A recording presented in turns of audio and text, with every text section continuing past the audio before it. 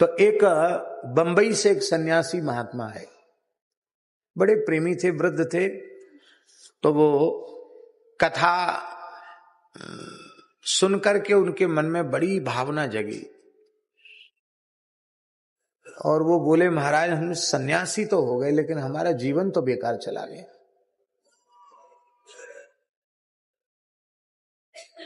ये कथा पूरी हो जाए फिर मैं आपसे कुछ आवश्यक चर्चा करना चाहता। तो उनका ठीक है, आप आ जाना।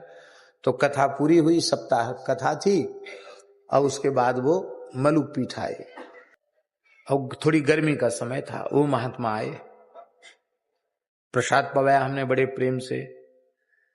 बोले, महाराज मेरे बड़ा कथा सुन के वैराग्य जगा था, अब बिल्कुल ठंडा पड़ गया है। हमने कहा कैसे? बोले, हम निश्चय किए थे कि बंबई छोड़ के अब तो आपके ही पास रहेंगे, ये जीवन अब आपके ही चरणों में व्यतीत करेंगे। और हम तो इतनी देर प्रसाद जितना नहीं पाए उससे ज्यादा तो हमारे पसीना निकल गया, हम तो परेशान हो गए, हमारा सारा वैराग्य ठंडा पड़ गया।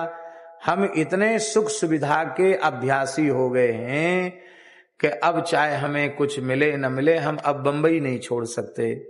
तो अब आप कृपा करके ये बताओ कि हम बंबई में ही, क्योंकि अभी इतनी शरीर ऐसा है, वहां सेवक लोग भी हैं और बढ़िया वातानुकूलित सब व्यवस्था है, तो अब वहां से बंबई छोड़ना तो मुश्किल है। तो बंबई रह करके हमारा काम बन जाए ऐसा कोई बात। हमने कि महाराज आप तो वयोवृद्ध हैं, हम बालक हैं, आपको क्या बतावें, पर भगवान का नाम सबको सर्वत्र सुलभ है। आप जैसी किसी भी अवस्था में रहें, शरीर की बाध्यता है तो जैसे में शरीर ठीक रहे आप वैसे रहें। मेरी प्रार्थना है कि ज्यादा तर्क वितर्क छोड़ के आप ज्यादा से ज्यादा राम राम करें। इसमें आपका, हम आपका सबका ही काम राम नाम लेने से ही बनेगा।